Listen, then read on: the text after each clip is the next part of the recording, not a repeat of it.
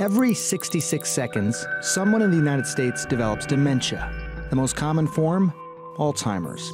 More than 5 million Americans are living with the disease right now, and that comes to a cost of more than $250 billion a year in terms of care.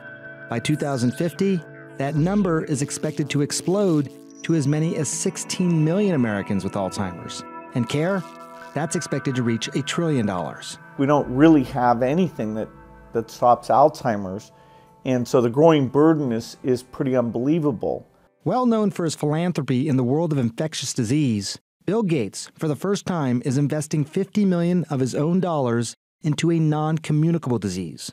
He will support the Dementia Discovery Fund, a public-private collaboration that helps new avenues of research, ideas that may have a hard time otherwise getting funded. Should the word cure be used with Alzheimer's?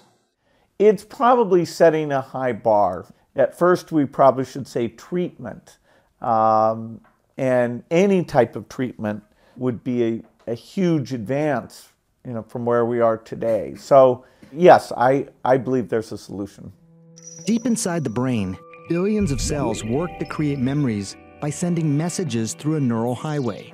Electrical signals passing through junctions called synapses, where chemicals called neurotransmitters leap across the gap, carrying the message to more and more neurons.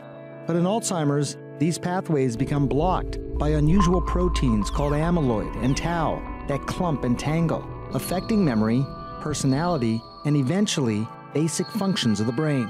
Now there are people who are looking at the glial cells that are the immune system of the brain. People are looking at the idea that your cells just run out of energy, that the energy engine, the mitochondria, over the period of your life get broken down. So a lot of great science going on. Today, Alzheimer's is the 6th leading cause of death in the United States. It kills more people than breast cancer and prostate cancer combined. Since 2000, while the number of people who have died from heart disease has dropped by 14%, the number of people who've died from Alzheimer's has increased by 89%. Was there a personal connection with Alzheimer's for you?